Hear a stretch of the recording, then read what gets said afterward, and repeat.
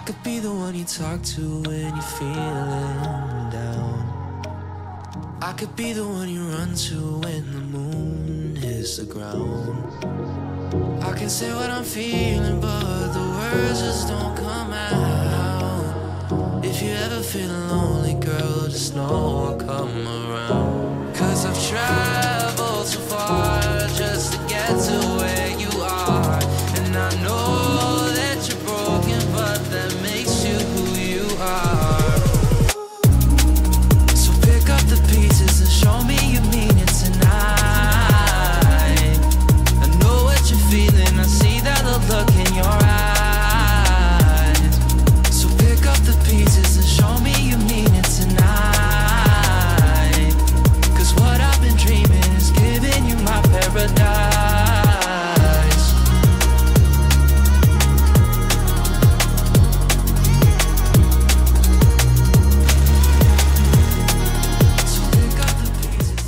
Motor ba na pang-araw-araw ang hanap mo? Baka si Suzuki Smash R version ang para sa inyo. So in this video guys, tatalakayin natin yung bawat detalye ng motor na to, maging yung kanyang presyo. And alamin na din natin guys kung sulit pa ba siya this year 2024. So without further ado, let's start this video. So ito nga yung kararating lamang dito sa may LYR Marketing Corporation guys, sa may Kanokota, no?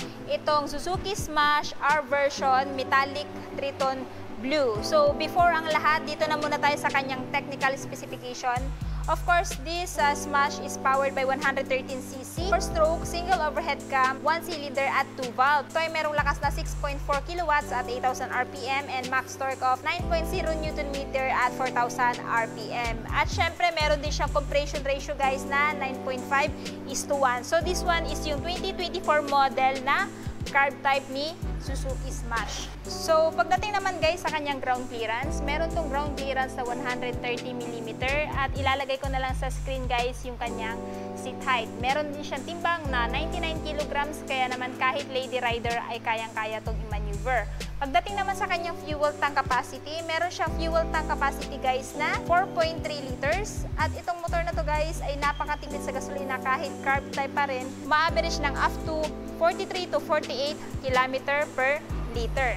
So, ayan guys, itong motor na to guys is isa sa pinakakilalang motor ni Suzuki dahil ito yung makikita natin sa daan, no, na ginagamit na pang araw-araw, pwede din pang ginagamit pang pasok sa trabaho at ginagamit din minsan pang negosyo. Ang kinaganda kasi dito guys, napaka-smooth lang din kasi ng takbo nito, at the same time napaka-fuel efficient niya, no, knowing na carb type siya.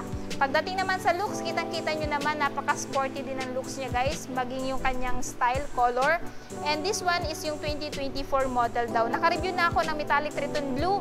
Yung pinagkaiba nung old version or yung 2023 model is blue yung dito niya, pero ngayon pinaitim na or pina-dark na yung side niya dito. And dito, same pa rin naman, yung decals lang talaga yung pinagkaiba guys dun sa Metallic Triton Blue 2023 model. And for me, napakaganda po ng pagkaka-paint job sa motor na to. Maging yung decals niya nag-complement sa kanyang paint job na Metallic Triton Blue, or para siyang candy blue yung kulay niya kasi sa personal no. Tapos dito, mayroon siyang decals na parang silver with, ayan, black. Tapos dito sa Smash, ayan, silver po yung decals niya or gray. At kung mapapansin nyo, ganun pa rin naman guys, wala pa rin naman pinagkaiba sa headlight niya before na naka-bulb type. Turn signal is naka-bulb type pa rin. And ayan, sa looks niya, napaka-stylish tsaka napaka-sporty pa rin naman tingnan sa personal. So our version guys, it's because naka-disc brake na siya at naka-mugs na siya. Meron din kasi yung standard version which is yung naka-drum brake at naka-spoke type. So dito sa front guys, naka-telescopic siya. Ayan, silver din yung kulay. Bagay dito sa kanyang kulay sa kanyang body guys. Ayan, silver din dito maging sa decals niya.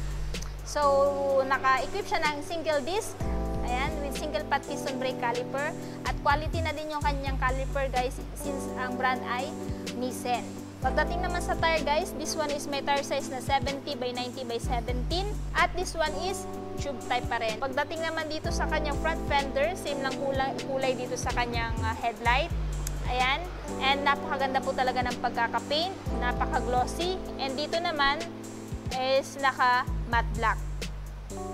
Pagdating sa side, ayan yung kanyang decals guys na Suzuki at saka yung pangalan niya na R, and dito naka-silver and black combination.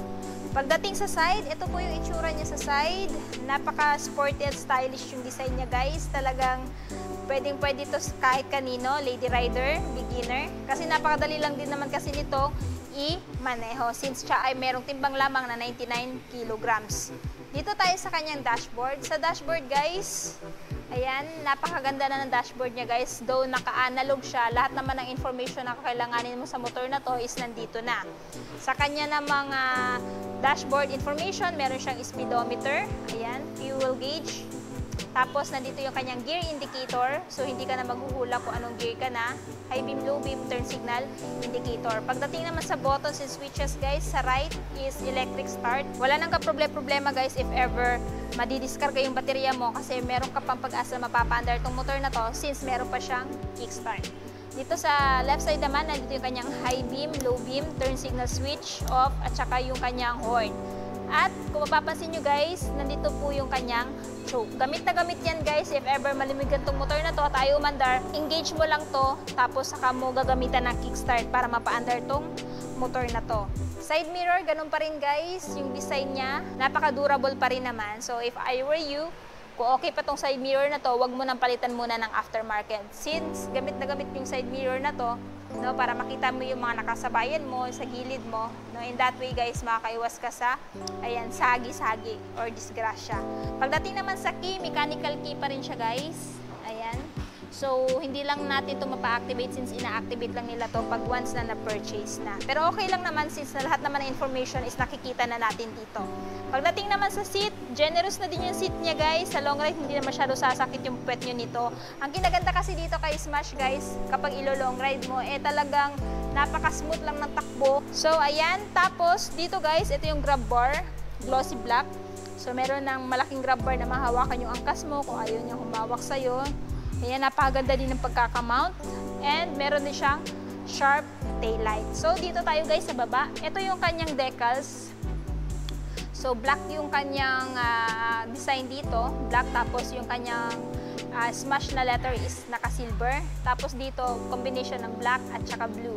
And may nakalagay dito na sports underbone. Ayan, Stig. And again, na dito yung foot peg ng driver. Tapos yung brake pedal, kickstart, foot peg ng angkas. Yung tambucho niya guys na napakaganda. Naka-chrome na din yung kanyang kit guard. Ayan, or parang stainless. Tapos, ginamitan siya ng dual shock absorber. Ayan, with drum brake sa likod, no? Yung kanyang braking system. Tapos, ito sa likod guys ay merong rear tire size na 80 by 90 by 17. Tube type pa rin, mags.